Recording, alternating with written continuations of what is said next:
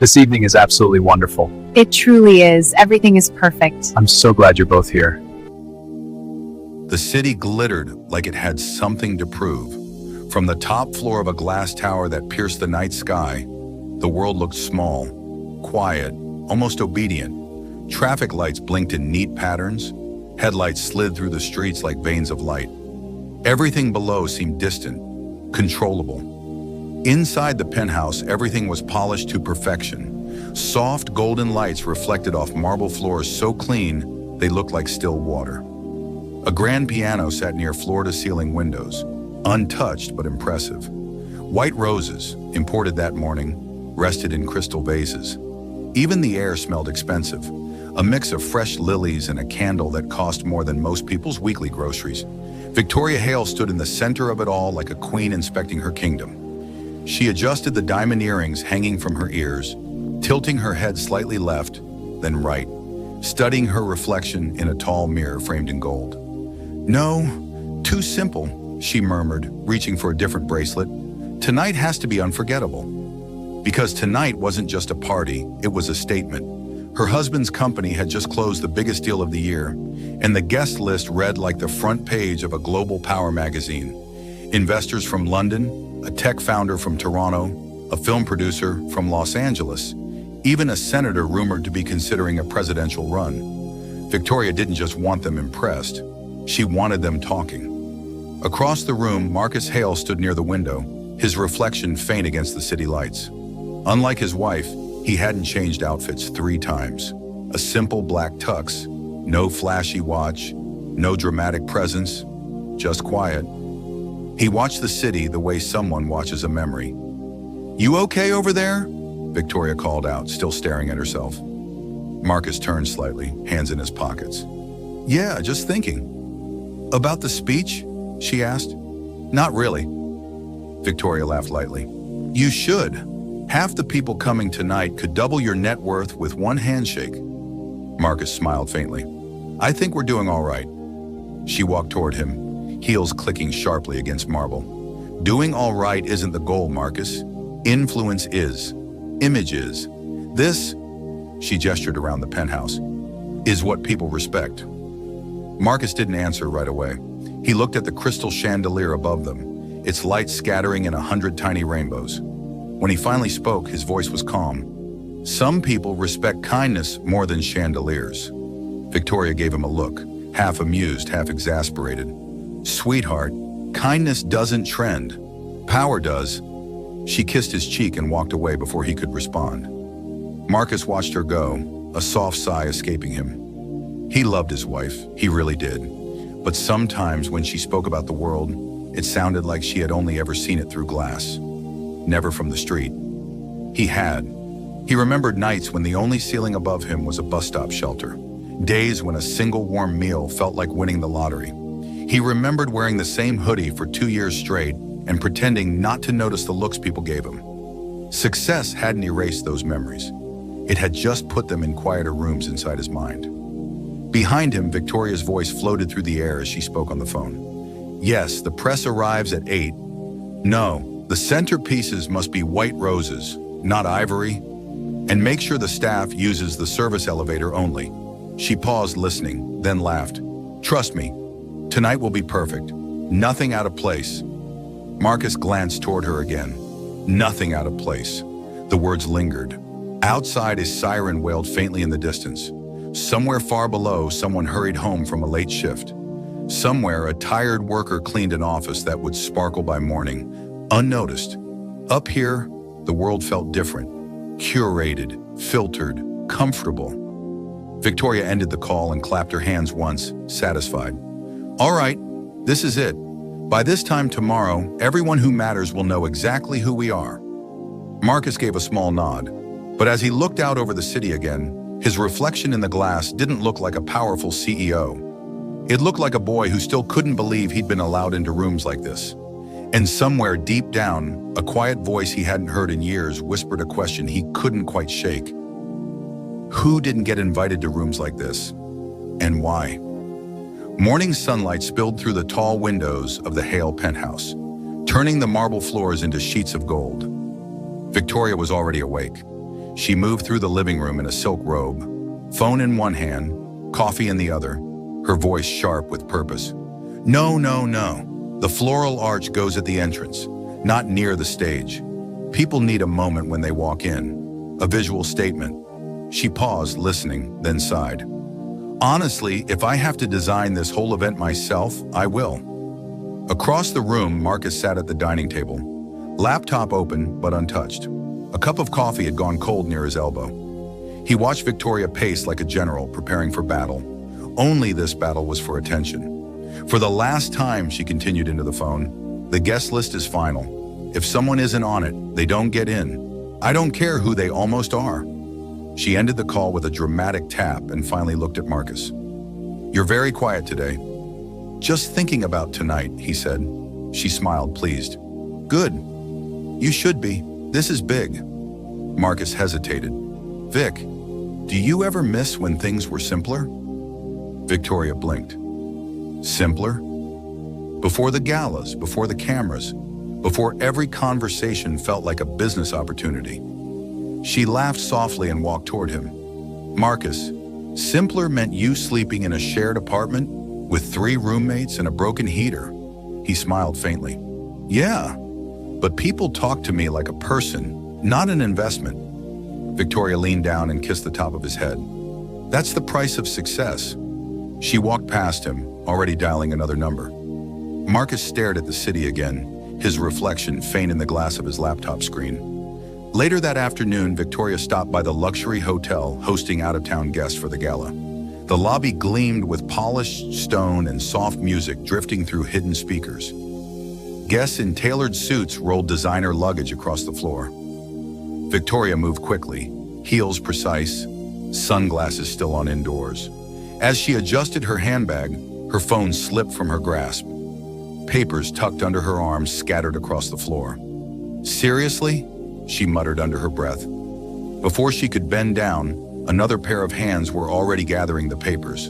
A woman in a hotel cleaning uniform knelt gracefully, stacking the documents carefully so the edges aligned. Here you go, ma'am, the woman said gently, holding them up with both hands. Victoria took them without really looking at her. Thanks. Then she noticed a faint smudge on the corner of one page. She frowned. Please be careful. These are important. I'm sorry, the woman said softly. It won't happen again. Victoria finally glanced at her properly. Simple uniform, name tag, Lena.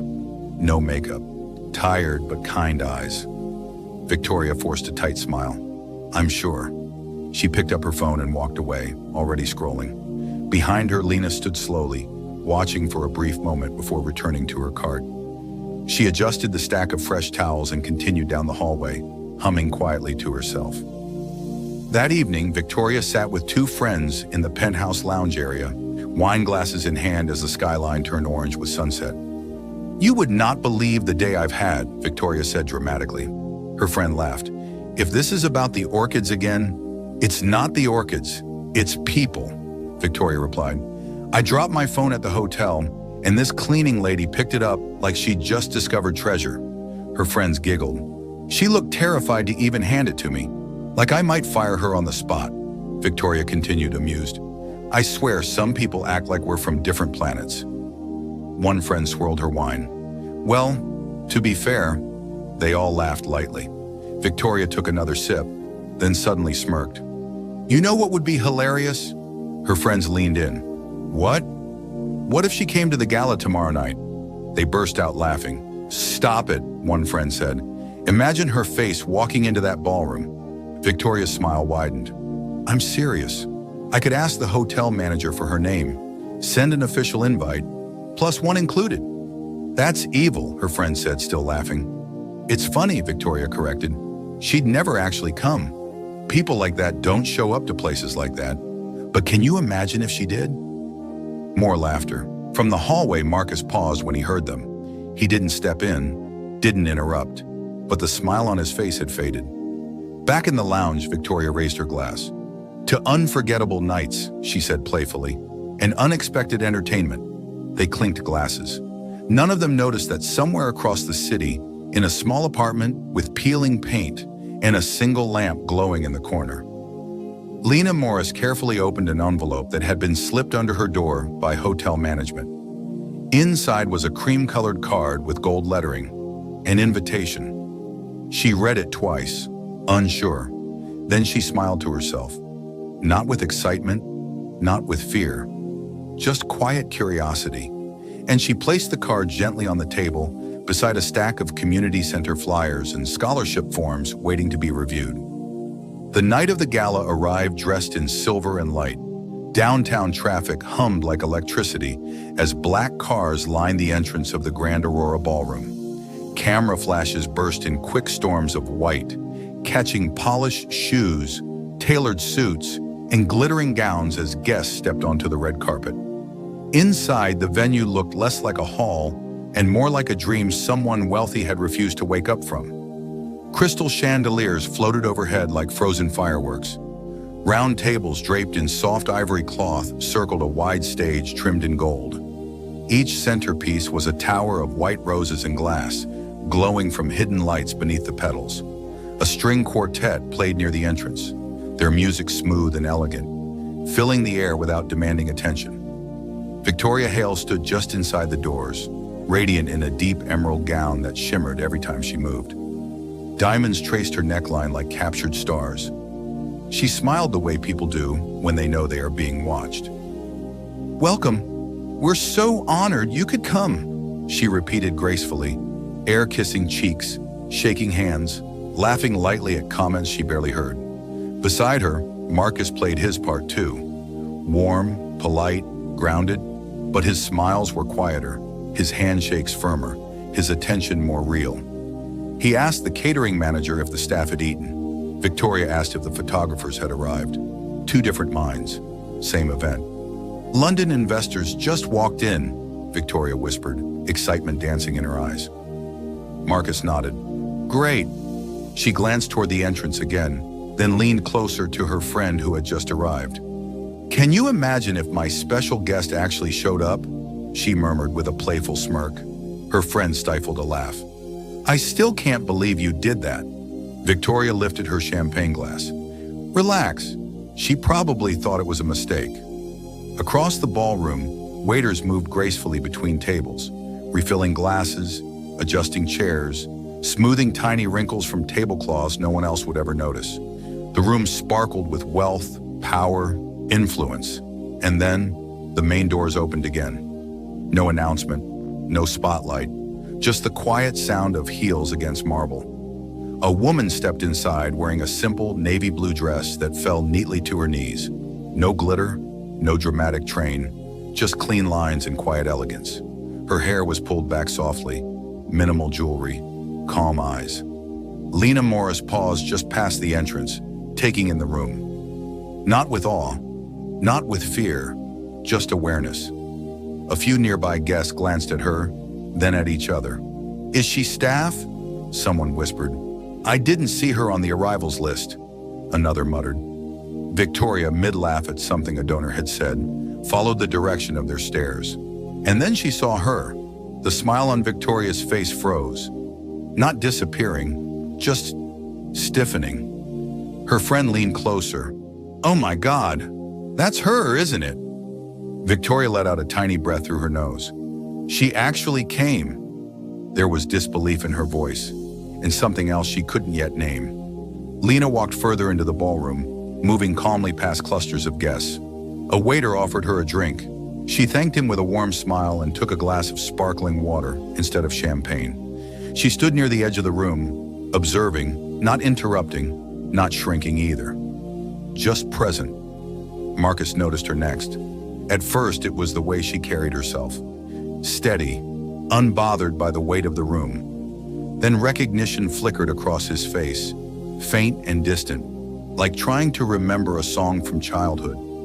He watched as a few guests continued whispering. Victoria forced a bright expression and turned back to her group. "Excuse me one moment," she said smoothly. She began walking toward Lena, each step measured, her smile carefully reconstructed. But before she could reach her, an older gentleman near the stage suddenly turned, his eyes widening in shock. He stepped away from a conversation mid-sentence. "Wait," Is that? He moved quickly through the crowd, his formal composure gone, replaced by open surprise. Lena? He called out, voice filled with disbelief and warmth. Lena Morris? Heads turned. Conversations paused. The music continued, but softer now under the weight of attention shifting across the room. Lena looked up, recognition lighting her face. Mr. Lawson, she said gently. And just like that, the energy in the ballroom began to change. Mr. Lawson didn't slow down as he crossed the ballroom floor. He moved past investors mid-sentence, past a television host holding a champagne flute, past a pair of executives debating stock numbers. None of it mattered in that moment. Lena Morris, he repeated, his voice thick with emotion. When he reached her, he didn't offer a handshake. He hugged her. A real hug, the kind that ignored formal wear and social hierarchy. For a second, Lena looked surprised. Then she smiled and returned it, gentle and warm. The people closest to them stared openly now. Do you have any idea how long I've been trying to find you? Mr. Lawson said as he pulled back, still holding her shoulders. You disappear every time someone tries to give you credit. Lena laughed softly. I stay busy. Busy? He said, turning to the small crowd forming around them. This woman built the East Side Learning Initiative from nothing. Thousands of kids went to college because of her programs. The whispers changed.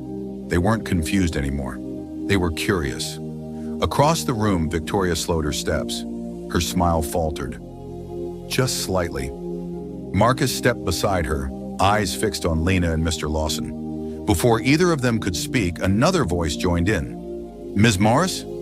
A woman in a deep red gown approached, her expression hopeful. I'm Senator Whitmore. We met years ago at a housing reform forum. You helped us redesign the youth outreach model. Lena's eyes lit with recognition. Of course. Your niece was applying for medical school back then. The senator's face softened. She's a doctor now. She still talks about you. A quiet wave moved through the nearby guests. Phones lowered, eyebrows raised. Respect, real respect, was taking the place of polite tolerance. Marcus felt something tug at his memory, something familiar in Lena's voice, in the calm way she stood without needing the room's approval. Victoria leaned toward him, whispering tightly, Why do important people know the hotel cleaner? Marcus didn't answer, because suddenly he wasn't seeing a hotel cleaner. He was seeing flashes of a different place, a smaller room, old computers, folding chairs, the smell of instant noodles and overheated wires, and a woman's voice saying, Sit down, Marcus. Let's see what you can build. Back in the ballroom, another guest approached Lena, a young tech entrepreneur whose face had been on magazine covers. Ms. Morris, he said with genuine admiration, I wouldn't have finished high school without your scholarship fund. I've wanted to thank you for years. Lena placed a hand over her heart, touched but humble. I'm just glad you kept going. The crowd around them had doubled now. People weren't whispering anymore. They were listening. Victoria stood frozen a few steps away, her mind scrambling to reorganize everything she thought she understood. This wasn't how the night was supposed to go. Lena was supposed to be a quiet joke in the corner, a private laugh between friends, not the center of gravity in the room. Marcus finally spoke, his voice low with awe. Vic, I think we invited the most important person here. Victoria didn't respond. She couldn't, because for the first time that night, maybe for the first time in years, she felt small. Not because someone else had more money, but because someone else had more meaning. Near the stage, the event host leaned toward an assistant, whispering urgently while glancing at Lena. Plans were already changing. The schedule printed on gold-trimmed cards at every table suddenly felt outdated because the most powerful story in the room had just walked in wearing a simple navy dress. Marcus couldn't take his eyes off her. The noise of the ballroom faded into a dull hum as memory pushed its way forward, slow and undeniable. He stepped closer, weaving through guests who were now greeting Lena with the kind of warmth usually reserved for celebrities and heads of state. Up close, he could see the fine lines at the corners of her eyes, the calm steadiness in her expression. Time had passed, but something about her presence felt exactly the same. Grounded, safe. Excuse me, he said gently. Lena turned toward him. For a brief moment, they simply looked at each other. Not as CEO and guest, not as host and invitee.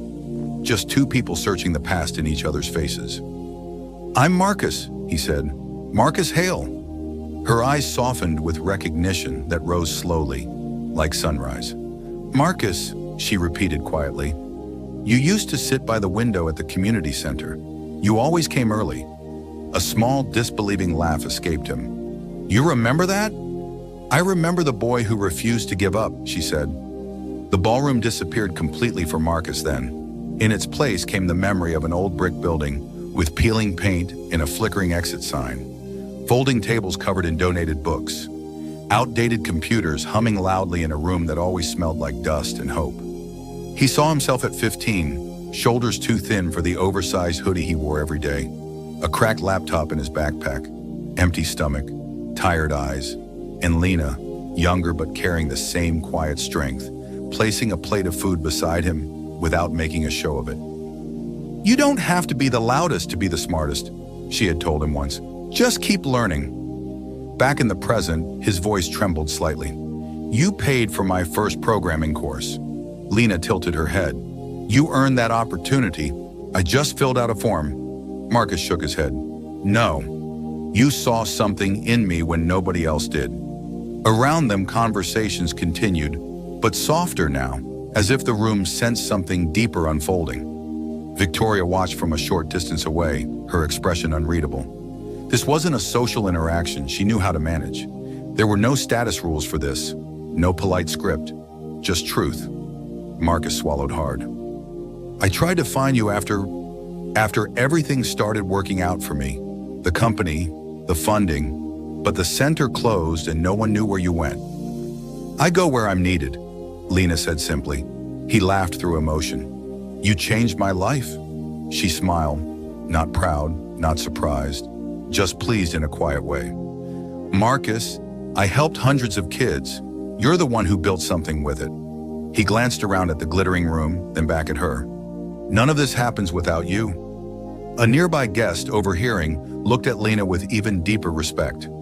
Victoria finally stepped forward, heels slower now, confidence replaced with something closer to uncertainty. "Marcus," she said gently, "they're about to start the program." He nodded, but his eyes stayed on Lena. "Would you?" he began, then stopped, emotion catching his words. "Would you sit at our table tonight as our guest of honor?" Victoria blinked, surprised by the title. Lena hesitated. "Oh, I'm fine anywhere." Marcus shook his head. "You've spent your life putting others first. Tonight, let us return the favor." There was no performance in his voice, no business motive, just gratitude. Lena studied him for a moment, then gave a small nod. "All right." As they walked toward the front of the room together, heads turned again, but differently this time. Not with confusion, not with judgment, but with recognition that they were witnessing something rare, success bowing its head to the person who planted its first seed. The lights in the ballroom softened as the music faded into a gentle instrumental hum. On stage, a large screen displayed the name of the evening's charity initiative in elegant gold lettering. Conversations quieted, chairs shifted, glasses settled onto tables. At the front, Marcus helped Lena into a seat beside him. Victoria sat on Lena's other side, posture straight, hands folded a little tighter than usual. Up close, Victoria noticed things she hadn't before. The calm in Lena's breathing, the way she thanked the server with full eye contact, the absence of nervous fidgeting. She wasn't overwhelmed by the room, she simply existed in it. The event host stepped onto the stage, smiling brightly beneath the lights. "Good evening, everyone," he began. "Tonight is about impact, about the lives changed when opportunity meets compassion." Applause rippled politely. Marcus glanced at Lena, still processing the past colliding with the present. Victoria stared at the stage but wasn't really seeing it. The host continued, "We celebrate innovation, leadership, and generosity. But sometimes, the most powerful leaders are the ones whose names we don't hear nearly enough." He paused, glancing towards someone off stage, receiving a subtle nod. "Before we continue, we've learned that we have a very special guest with us tonight, a woman whose work has shaped thousands of futures across this country." A murmur spread through the crowd. Victoria's breath caught. Marcus looked at Lena, who gave a small, almost amused exhale, as if she'd been hoping to stay invisible. The host smiled warmly. "Ms. Lena Morris, would you please join us on stage?" Every head turned. Some guests began clapping immediately. Others followed, the sound building until the entire ballroom was filled with applause that felt less formal and more heartfelt. Lena hesitated just a second, then stood. Marcus rose with her instinctively, as if escorting someone royalty had nothing to do with titles and everything to do with gratitude. As she walked toward the stage, the spotlight found her. Not harsh, but bright enough to reveal the quiet confidence in every step. Victoria watched, her chest tight with a feeling she didn't recognize at first. It wasn't embarrassment, it was perspective. On stage, Lena accepted the microphone with both hands. For a moment, she didn't speak. She simply looked out at the sea of elegant faces, expensive suits, glittering jewelry. Then she smiled softly. "I almost didn't come tonight," she began, her voice gentle but steady, carrying easily through the silent room. A few people leaned forward.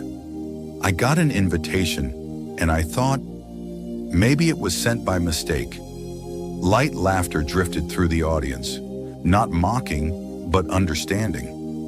"But then I remembered something I tell the kids I work with," she continued. "If a door opens, you walk through it, even if you're not sure you belong." The room grew still. "Because sometimes," she said, "you don't walk through for yourself. You walk through for the people who never got the chance." Marcus felt his throat tighten. Victoria's eyes shimmered under the lights. Lena went on, "I've worked in schools, shelters, community centers, and yes, sometimes I clean buildings at night. And do you know what I've learned?" She paused, scanning the crowd. "Every big dream in this world was built in rooms cleaned by someone nobody noticed." Silence fell, deep and full. "Some of us wear uniforms," she said gently, "not because we are small, but because we still choose to serve." A wave moved through the audience. Emotion, recognition, humility. Lena's voice softened. "So if you ever meet someone the world overlooks, be careful how you treat them. One act of kindness can echo through generations." She lowered the microphone slightly. "Thank you for letting me share this space with you tonight." For a heartbeat, no one moved. Then Marcus stood and began to clap. Not polite applause, grateful applause. The entire ballroom rose with him, the sound swelling into a standing ovation that filled every corner of the glittering hall. At their table, Victoria wiped a tear she hadn't planned on shedding. And for the first time in a long time, she didn't care who saw. Thanks for watching. Please, it will be a great thing to subscribe to our channel and watch out for Season 2.